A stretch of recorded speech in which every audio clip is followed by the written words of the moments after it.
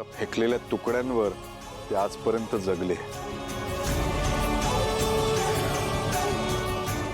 तेच तुकडे, तेच सगळे पैसे इतक्या वर्षांपासूनचे व्याजासकट मी तुम्हाला परत करतोय।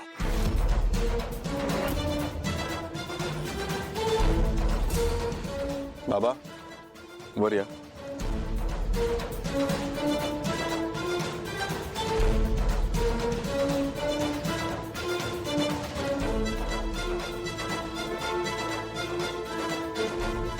हा चेक द्या त्यांना।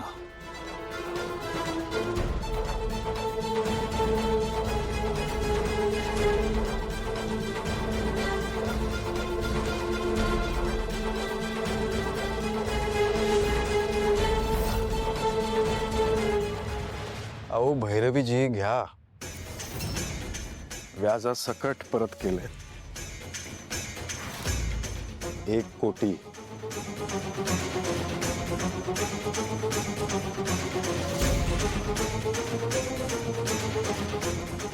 आजपासून सावली तुमची मेंढी नाहीये, ती एक स्वतंत्र स्त्री आहे।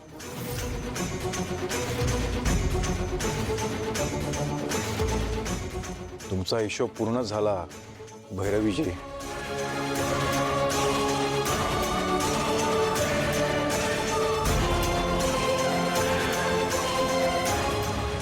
बस झालं।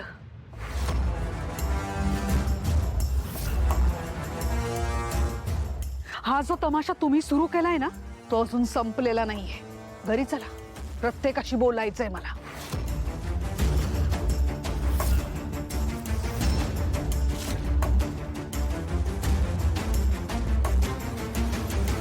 गोष्टीची भीती वाटत होती म्हणून मी गाणं न गाण्याचा निर्णय घेतला होता ग। जर तू माझ्या निर्णयाला पाठिंबा दिला असता तर आज ही वेळ नसती आली आपल्यावर मम्मा। बस तारा, बस। तू अजूनही मलाच दोष दे। ही वेळ माझ्यामुळे नाही आलीये। आजवर मी सगळं व्यवस्थित सांभाळलं होतं, यापुढेही सांभाळलं असतं ना? सांभाळलं असतं। पण आज या सारंग आणि जगन्नाथने माझ्या पाठीत वार केला। यांनी सोडणार नाही मी यांना। Stop it. आता पण तू दुसऱ्यांना दोष देत बसलीस, बंद कर यार। आता तरी तुझे डोळे उघड आणि बघ हे सगळं करून काय फायदा झालाय तुझा? कोणी आहे का तुझ्या सोबत? कालपर्यंत त्या जयंतीला हाताची धरून हे सगळं रचलंस ना तू, ती तरी आहे का तुझ्या सोबत? गेली ती निघून। आतापर्यंत हा खोटेपणा करताना ज्या ज्या माणसांना तू सोबत घेऊन आलीस ना, कोणीच नाहीये तुझ्या सोबत, फक्त मी आहे इथे, तिच्यावर तू कायम लहानपणापासून तुझी निर्णय लादत आलीस, पपेट सारखं खेळवत आलीस, अन्याय करत आलीस। मी आहे फक्त तुझ्यासोबत या क्षणात। अन्याय केलाय मी तुझ्यावर? काय चुकीचं बोलले ग? तू अन्यायच करत आलीस माझ्यावर। तुझी जीभ कशी चढत नाही हे सगळं बोलताना? आई आहे मी तुझी। हे सगळं सगळं सगळं तुझ्यासाठी केलं। सोहम काय नाही केलं मी हिच्यासाठी? काय नाही केलं? प्लीज। काय चाललंय तुमच्या दोघींचं? आता काय उपयोग होणार आहे हा वाद घालून? संपलंय आता सगळं। इतकी वर्ष जे खोटं तुम्ही सगळ्यांपासून लपवत होतात ना, ते आता जग जाहीर झालंय। तुमच्या दोघींचं पितळ उघडं पडलंय आता। काय उपयोग होणार आहे आता वाद घालून? जे सत्य आहे ना ते काही केल्या बदलता येत नाही। तारा तू तर काही बोलूच नकोस। तुझ्याकडून अशा वागण्याची अजिबात अपेक्षा नव्हती माझी। प्रेम आहे ग माझं तुझ्यावर, विश्वास ठेवला होता मी तुझ्यावर। तुला नाही वाटलं मला एकदा येऊन सांगावं? काय काय प्रॉब्लेम काय होता?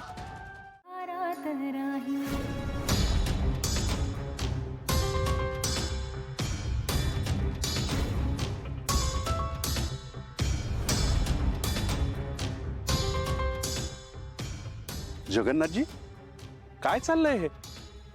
ताराच्या नावानं सावली गाणं गातीये? हा सगळा काय प्रकार आहे? सांगतो चंद्रकांतजी, तुम्हाला मी सगळं सविस्तर सांगतो, तुम्ही शांत व्हा. आता तुम्ही जे काही पाहिलं ना त्यात तुम्ही सावलीला दोष देऊ नका, कारण त्याच्यात खरं तर बिचारीची काही चूक नाही आहे. वचनात बांधली गेलेली असल्यामुळे ती हे सगळं करते. वचन? असं कुठलं वचन आहे ज्याच्याकरता सावली एवढा खोटारडेपणा करतेय? सांगतो सांगतो काय आहे?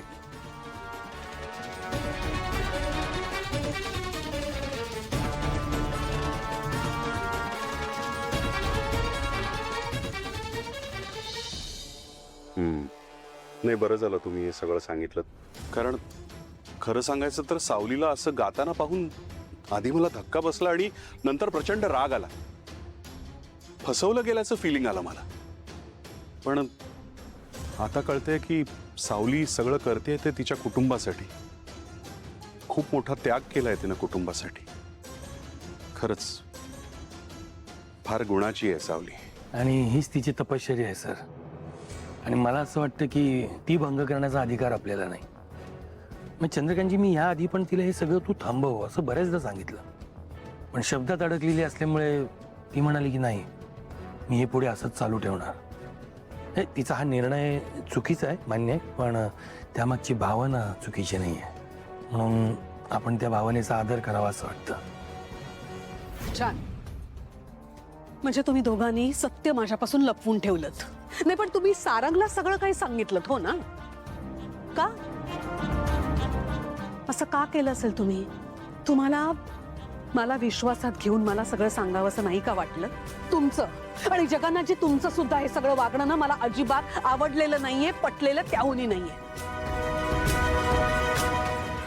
आई, हे बघ, जरा शांत होतो. ही गोष्ट मला बाबांनी सांगितलेली नाही, मला साक्षात विठ्ठलाने सांगितली ही गोष्ट.